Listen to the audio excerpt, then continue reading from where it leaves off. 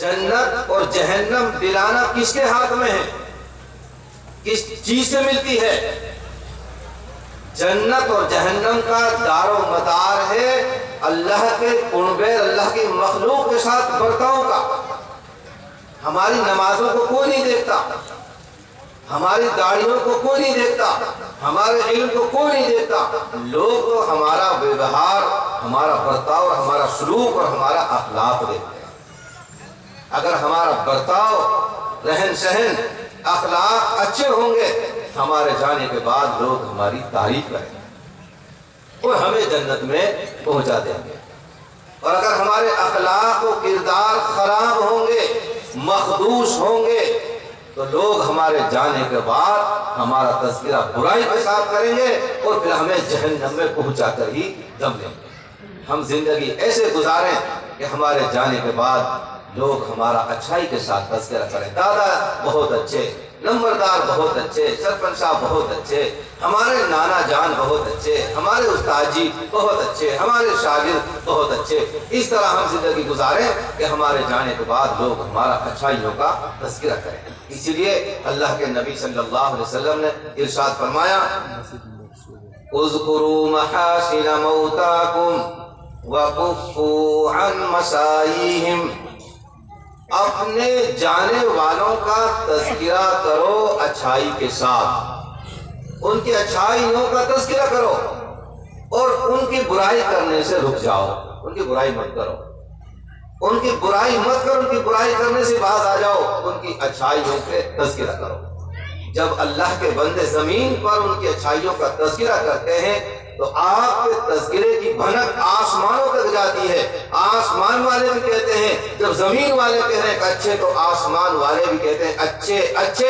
اللہ رب العالمین کی رحمت جو سما جاتی ہے، وہ بھی کہتے ہیں سب کہہ رہے ہو اچھے تو میں بھی کہتا ہوں اچھا، لے جاؤ جنت۔ ہم اس طرح زندگی گزاریں جیسے صبح سے لے کے اب تک حافظ صاحب کا ذکر خیر ہو رہا ہے، ان کی اچھائیاں بیان کی جا رہی ہیں، ان کی خدمات بیان کی جا رہی ہیں۔ ہم اس طرح زندگی گزاریں اور جاتے وقت ہم یہ سوچیں کہ ہمارے ذمے کسی کے حقوق تو نہیں ہے، ہمارے ذمے کسی کا قرضہ تو نہیں ہے، کسی کا لینا دینا تو نہیں ہے۔ قبرستان میں جا کر جنازے پر آنسو بہا کر یہ کہنا کہ ہمارے باپ کے ذمے کوئی مانگے تو ہم دیڑیاں بیٹھیں، ایسے کام نہیں چلتا۔ اور یہ صرف فارملٹی، اس سے بات کام نہیں چلتا، بات نہیں بنتی۔ بات اس سے بڑھتی ہے، قبرستان میں جا کے یہ کہو کہ لوگوں، میں اپنے باپ کی آنا پائی نمٹا کر کے لایا ہوں، اب بھی بھولا بسرا کسی کا حق ہو تو مجھے دینے کے لیے تیار ہوں۔ میرے عزیزو، ہم دنیا سے جائیں، ہمارے ذمہ کسی کے حقوق نہ ہو، ہم صاف ستھرے ہو کر جائیں۔ اللہ کے رسول صلی اللہ علیہ وسلم جب نماز جنازہ پڑھانے کے لیے تشریف لاتے اور جنازے پہ آپ کھڑے ہوتے تو آپ علیہ السلام ایک بات تقریباً ہر جنازے پہ پوچھتے، اور کیا پوچھتے کہ بتاؤ، جانے والے کے ذمے کسی کا حق تو نہیں ہے، کسی کا قرضہ تو نہیں ہے، لین دین تو باقی نہیں ہے، آپ یہ پوچھتے۔ حسب عادت آپ علیہ السلام نے ایک جنازے پہ یہ بات پوچھی، بھئی جانے والے کے ذمے کسی کا حق تو نہیں ہے۔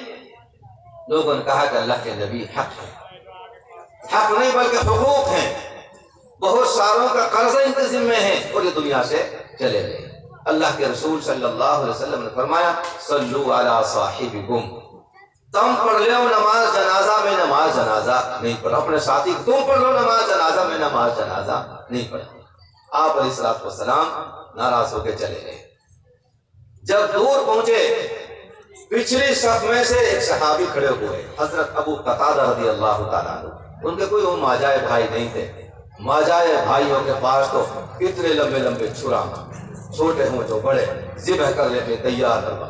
کوئی ماجائے بھائی نہیں تھا، اسلامی بھائی تھا، دینی بھائی تھا۔ اس نے کہا، اللہ کے نبی، اگر آپ ناراض ہو کے واپس چلے گئے اور میرے بھائی کی نماز جنازہ نہ پڑھائی، بڑی محرومی کی بات ہوگی۔ اللہ کے نبی آپ تشریف لائیں اور میرے بھائی کی نماز جنازہ پڑھائیں کہ قرضے کا کیا ہوگا؟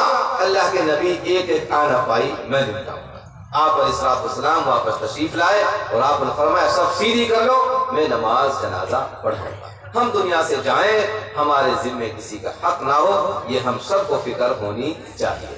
ایک گاؤں میں جنازے پہ اعلان کیا،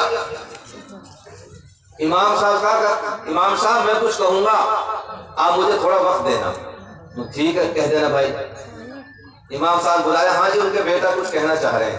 وہ بیٹا ہے، اس نے کہا رو کر کے کہ بھائیو میرے باپ کے ذمے کسی کا کچھ حق ہو تو ہم دینے کے لیے تیار ہیں۔ اللہ جزا خیر نصیب فرمائے میرے قوم کے ایسے نمبرداروں کو۔ ایک نمبردار کھڑے ہوئے، اس نے کہا کہ بیٹا کہا کہہ رہا ہوں، پھر کہیو۔ نو دادا نو کہہ رہا ہوں، میرے باپ کے ذمے کسی کا حق ہو تو ہم دینے کے لیے تیار ہیں۔ جب کہیں نمبردار نے بھرے جنازے میں اسی میوات میں کام تنام نہیں لیتا، جب کہا نمبردار نے اصل اپنو باپ کو خون ہاں تو بنگلہ پہ پین کاپی لے کر بیٹھ جاؤ، جن کی محبتوں ہے میں بتاتا رہوں گا، تو نمٹا تو رہی ہو۔ دو نہ کہیں پلٹے، دادا مٹی دے کر بنگلہ پہ چلیں گے، کیا بات کر رہا ہے تو؟ دادا نے کہا کس کس کے نمٹاؤ گے، کہاں کہاں تک نمٹاؤ گے؟ سینکڑوں لوگوں کے ڈاکہ مار کے قبر میں جا رہے، کہاں تک چکاؤ گے؟ میرے عزیزوں، اس گاؤں کے اندر یہ اعلان نہیں ہوتا، ہم کبھی پہنچ جاتے ہم کہتے ہیں ہاں بھائی جانے والے کے ذمے کسی کا کوئی بھائی لین دین ہو، ادب کے دائرے میں اپنے کو سلجھانے نمٹانے، اعلان ختم ہو گیا۔ میرے عزیزوں، یہ نوبت نہیں آنی چاہیے کہ قبرستان میں جا کے ہم یہ کہیں کہ ہمارے باپ کے رشتہ دار کے ذمے کسی کا حق ہو تو ہم دینے کے لیے تیار ہیں۔ یہ کہو لوگوں میرے باپ کے ذمے کسی کا کوئی حق نہیں ہے، نمٹا کر کے لے کر آئے، اب بھی کسی کا حق ہو تو ہم دینے کے لیے تیار ہیں۔ اللہ تعالیٰ ہم کو یہ بات سمجھنے کی توفیق عطا فرمائے۔ تو میرے عزیزوں، موت اور زندگی کا سسٹم اور نظام اللہ نے صرف اور صرف اس لیے بنایا کہ تم اپنے اعمال اچھے کر لو۔ کریں گے بھائی انشاءاللہ اچھے اعمال، انشاءاللہ اچھے اعمال کریں گے۔ اعمال کی پوچھو گی بس، اللہ تعالیٰ نہ شکل و صورت کو دیکھتے، نہ ٹوپی کو، نہ لباس کو، نہ پوشاک کو، صرف اللہ نے آپ یہ دیکھتے لاؤ ہمیں تو اپنے اعمال دکھاؤ، اپنے اعمال دکھاؤ۔ اللہ پوری قوم کے اعمال کو درست فرمائے۔ میں نے اللہ کے نبی علیہ السلام کی حدیث پڑھی، اور اس حدیث میں اللہ کے نبی صلی اللہ علیہ وسلم نے ارشاد فرمایا اذا مات الانسان، بعض روایات میں ہے اذا مات العبد، بعض روایات میں اذا مات ابن آدم، مختلف طریقے الفاظ ہیں۔ جب آدم کا بیٹا بیٹی اولاد مر جاتی ہے، جب انسان مر جاتا ہے، جب بندہ مر جاتا ہے، کچھ بھی کہہ رہا بندہ بندی جو مر جاتے ہیں، عبد اور انسان، اس میں مذکر کے ساتھ ساتھ مؤنث عورت بھی شامل ہے۔ جب انسان مر جاتا ہے اعمال کا سلسلہ بند ہو جاتا ہے۔ انقطع عنہ عمل الا من ثلاث الا من ثلاثہ، حدیث میں ثلاث بھی ہے مذکر اور ثلاثہ کا بھی ہے مؤنث تا کے ساتھ، تو اعمال کا سلسلہ ختم ہو جاتا ہے۔ پھر اللہ کے نبی علیہ السلام آگے فرماتے ہیں سلسلہ تو ہو گیا ختم، لیکن تین چیزوں کا، تین کاموں کا سلسلہ کبھی ختم نہیں ہوتا، وہ چلتا رہتا ہے، وہ ختم نہیں ہوتا۔ پہلی چیز الا من صدقۃ جاریۃ، صدقہ جاریہ کا سلسلہ قیامت تک ختم نہیں ہوتا، قبر میں اس کا ثواب پہنچتا رہتا ہے۔ صدقہ کرنے والے نے صدقہ جاریہ قائم کرنے والا کر چکا۔ اس کی تشریح علماء نے لکھا ہے اپنی زندگی میں اپنے جیتے جی، اپنے پیسے سے، اپنے ہوش و حواس میں کوئی ایسا کام کر کے جائے جس سے اللہ کی مخلوق فائدہ اٹھاتی رہے، اسے کہتے ہیں صدقہ جاریہ۔ صدقہ جاریہ قائم کر کے چلا جائے، یہ قبر میں ہوگا، ہزاروں سال تک قبر میں اس کو اس کا ثواب پہنچتا رہے گا۔ یہ پہلی چیز کریں گے بھی صدقہ جاریہ قائم۔ میں آپ سے پوچھتا ہوں، یہ مدرسہ ہے، کیا یہ حافظ صاحب کے لیے اور ان لوگوں کے لیے کہ جنہوں نے دامے درہمے قدمے سخنے اس ادارے کو کی آب یاری کی ہے، پیسہ خرچ کیا ہے، چلت پھرت کی ہے، دعائیں کی ہیں، مشورے دیے ہیں، کیا ان کی حصے داری صدقہ جاریہ میں نہیں ہے؟ یقیناً ہے۔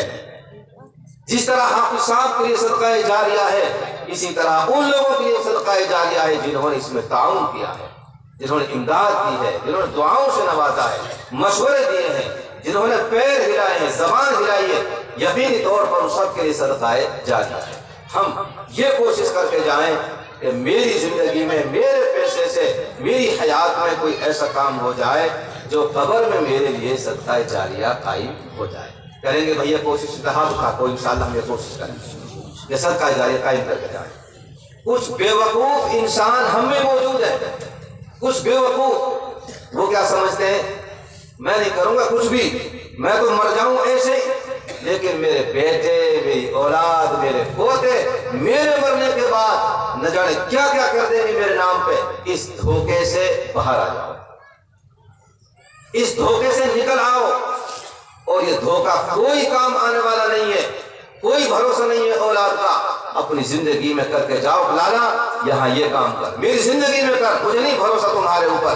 جو بے وقوف اس طرح بھروسہ کر لیتے ہیں وہ بے وقوف ہیں، وہ نادان ہیں، وہ نہیں سمجھتے کہ حالات کتنے بد سے بدتر ہونے والے ہیں تیرے مرنے کے بعد۔ اس لیے بھائیو، جن کو اللہ نے زندگی دی ہے، موقع دیا ہے، پیسہ دیا ہے، ہوش و حواس دیے ہیں، وہ اپنی جیتے جی صدقہ جاریہ قائم کر کے جائیں۔ کریں گے بھائی انشاءاللہ صدقہ جاریہ؟